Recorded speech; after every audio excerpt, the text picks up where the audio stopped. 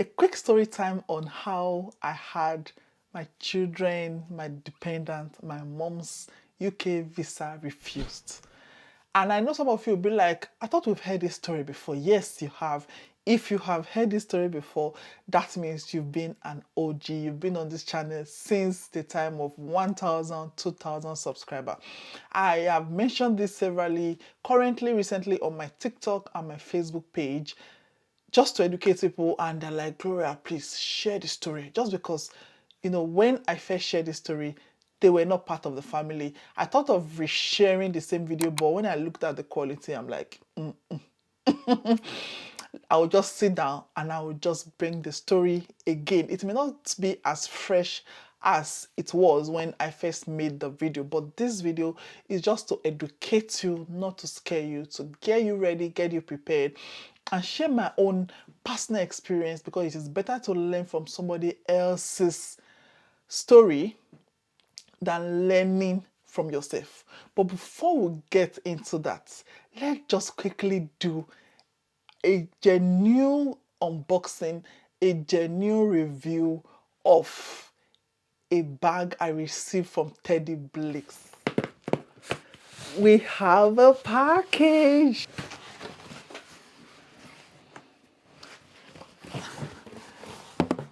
Trust me, the camera is not doing justice. Ta-da! Can you see? It's huge. The packaging, for my first impression, the packaging is everything.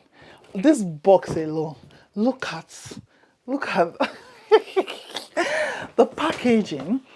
It says Teddy Blake, New York, designer handbag, made in Italy, luxury leather. Each Teddy Blake handbag has been made with you in mind, to be an extension of your unique style and flatter your every fashion choice. So I chose this particular one.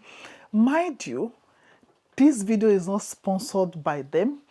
I received this bag so I can give you an honest review about the bag. So I can be as honest as possible, because I've not been paid to do this. It comes with the receipts, with the invoice, and then look at this. The first impression about this bag is the packaging.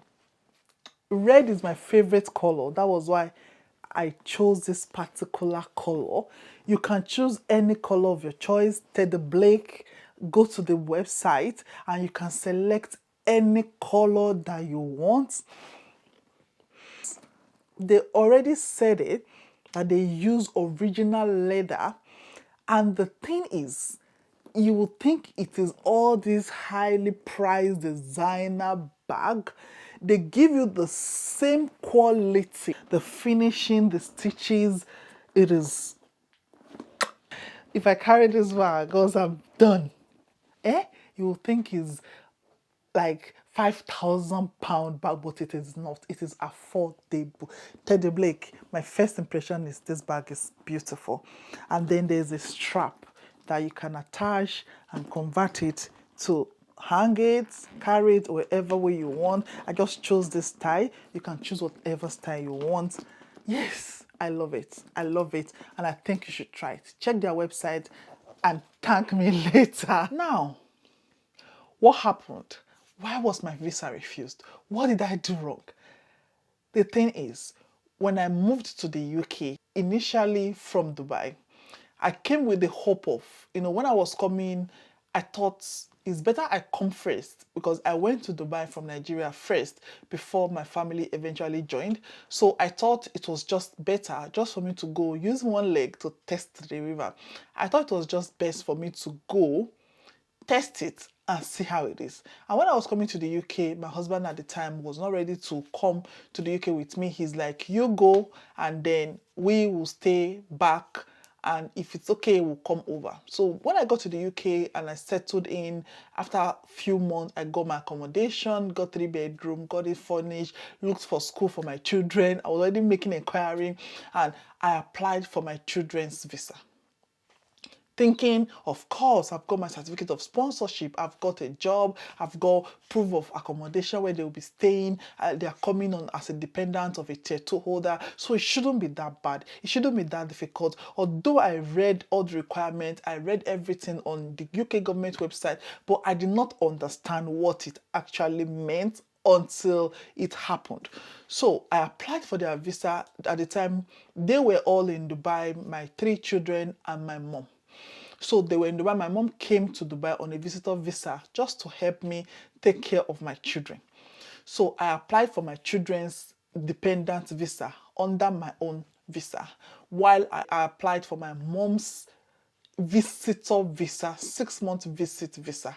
We attached everything you may think of, all her investments, all her property back home, everything, like anything you may think of, the relationship. I was going to sponsor her financially. Even she herself, she could sponsor herself. We had everything planned. My sister was there in case I couldn't sponsor her. We attached everything, my sister's every bank account, my mom's own and my own, so that we have enough financial evidence. Because the problem I had then I was very worried that if my children's visas were granted, because my husband at the time was not coming, he was not applying because he said he wanted to stay back, he was doing a good job in Dubai and he didn't want to leave it and come to the UK and start afresh. So he wanted me to come stay.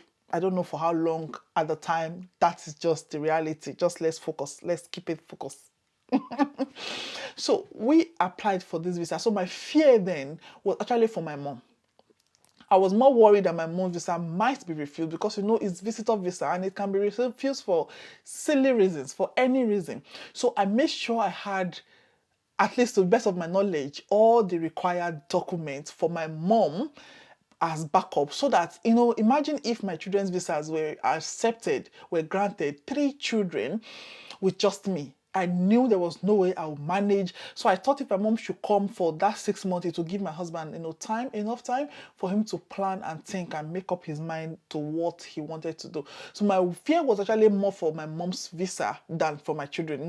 This self-confidence of, it's a tier 2 visa, nothing can happen, no shaking. Cut the long story short, I applied for all the visas, making 4 visas. And at the time we were still paying immigration health surcharge until 2020, when they can now get refund and we no longer need, as health workers or as nurses, as health carers, you don't have to pay for immigration health surcharge. But at the time I had to pay for the 3 of them's immigration health surcharge and for the visitor visa for my mom. And then after some days, I can't remember how many days now, it was my husband who actually, because they applied from Dubai, he was the one who received the letter and then the passport, empty passport, of course, and the refusal letter. I know he knew if he had just called me and said, look, visa refused, maybe I would have been in the hospital. But he's like, are you okay? Are you settled? Try to calm me down. I'm like, what is it? He said, we've gotten a response from the immigration and the visas has been refused. I'm like, wait, what? Initially my brain went, whew. I'd already rented 3-bedroom that I'm just the only one. I only use one portion of the whole house. Imagine spending that money, being alone in this country. I'm like, my brain just went, I became lightheaded. I'm like, why? What happened? What was the reason? They said, because at the time of application, one other parent, which is my husband, was not already granted a visa or applying with the children.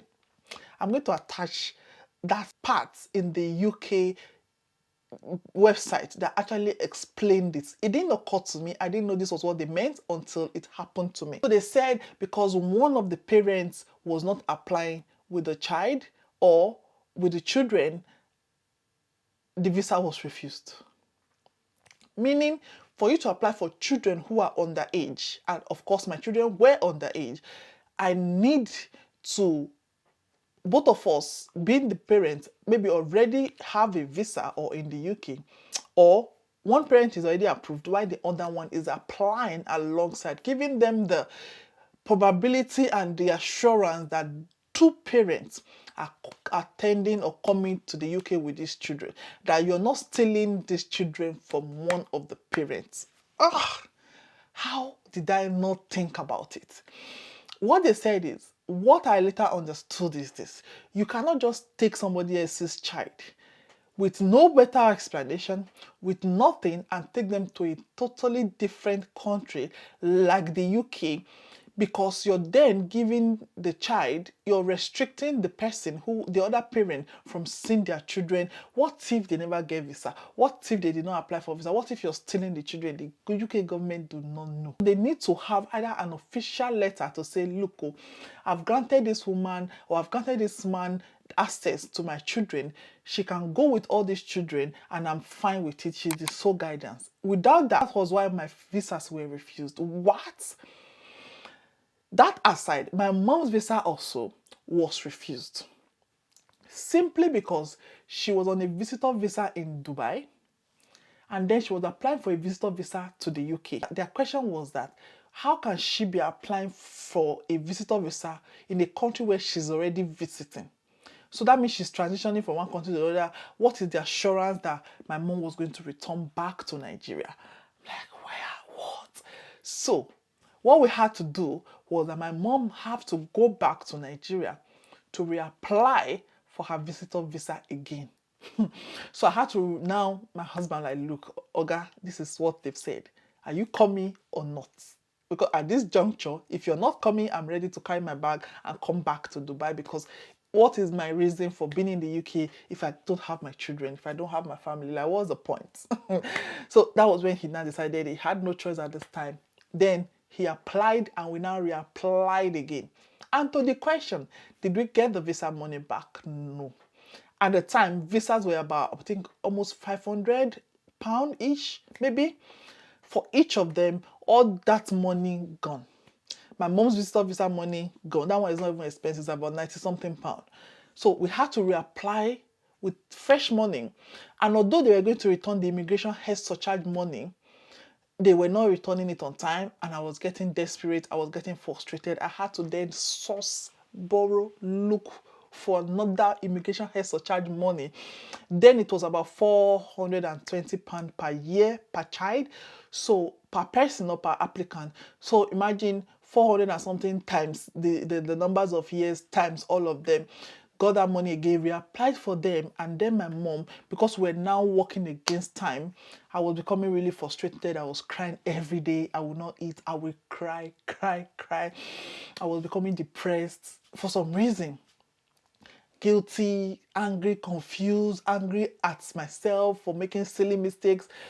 Anyway, my mom had to go back to Nigeria. We now then applied for priority visa for her, which took, is it just 1 or 2 days? Then she went back to Abuja, stayed in the hotel. Luckily, her visa was granted, and then she got the visa, came back to Dubai.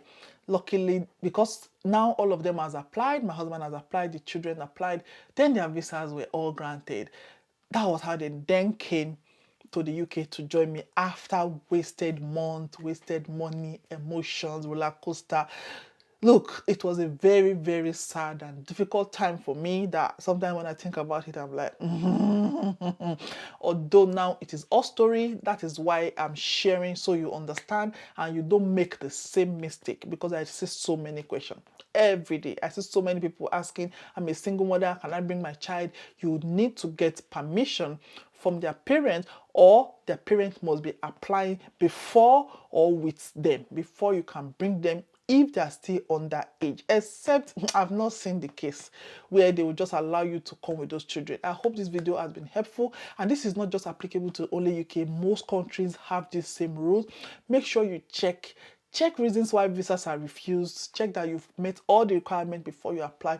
I hope this video has been of help to you. It is not to scare you. It is not to, even me, it's a difficult thing for me to share, but I'm sharing it so that you learn. I hope you understand. Thank you so much for watching. I will see you in another video. Please remember to subscribe to this channel, follow this page, and follow me on all my social media platforms for better, more information about your travel, life abroad, and everything in general. Thank you so much for watching.